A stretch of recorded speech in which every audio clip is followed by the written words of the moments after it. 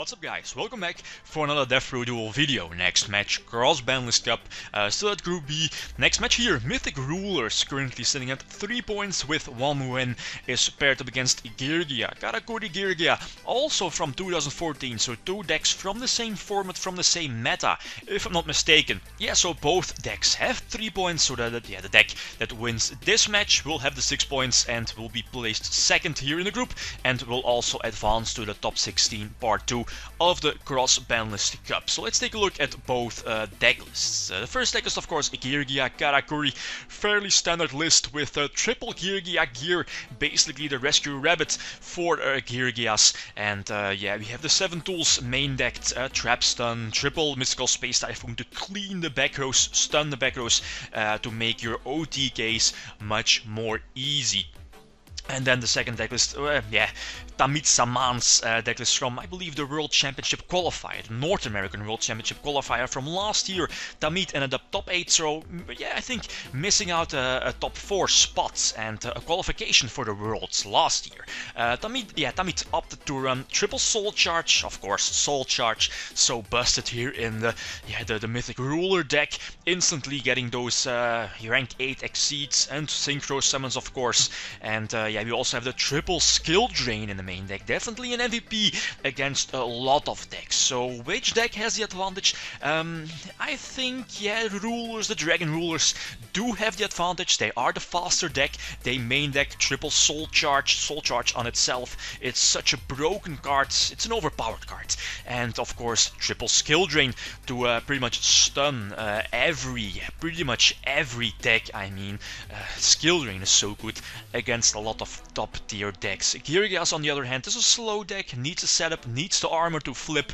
Yeah, it can have a fast start with Geargia and X, Accelerator and so on, but yeah, the deck does play a lot of back row counters like Typhoon, 7 tools and Trap Stun, so those are main deck answers to skill drain, but it seems that Mythic Rulers do have the advantage. So let's hop into the first game.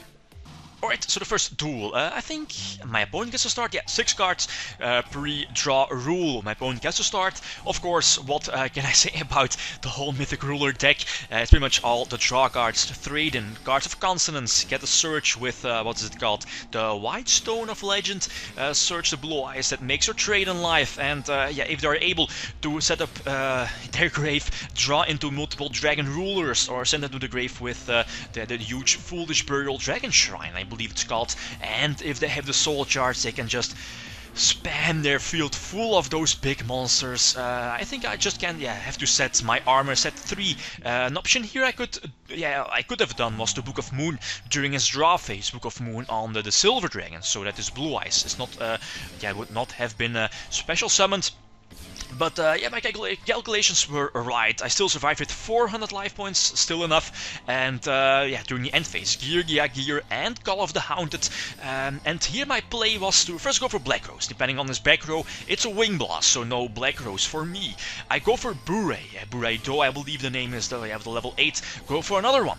And then go for a level 7. First 2 draws with both Bureidos. Hopefully to draw into something to stop his Star Eater, since a Star Eater is a big threat. Yeah, since it can just attack over my Geargia X, right? And if I didn't draw into the Fiendish Chain, I definitely would have lost the duel here already. Yeah, that Stardust Spark Dragon was also a very big threat. I have to Bottomless the Blaster again. It has enough attack to just attack over the Geargia X, and yeah, here because Ygopro didn't respond. I asked him in the chat, since yeah, I have the Fiendish Chain set.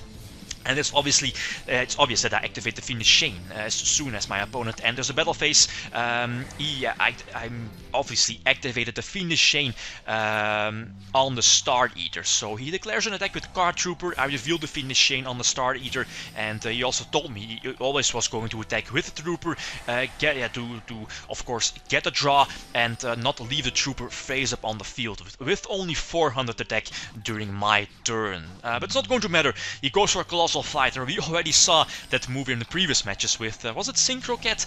Colossal Fighter, suicide attack into the Scrap Dragon, I believe. And yeah, Colossal Fighter can just reborn itself and attack for game. So yeah, he had an amazing start, right? So now I have the advantage. I get to start, and I see my hand, and I don't have a counter to skill drain. So I'm hoping he does not have the skill drain. Of course he has, and yeah, I have to go full offensive.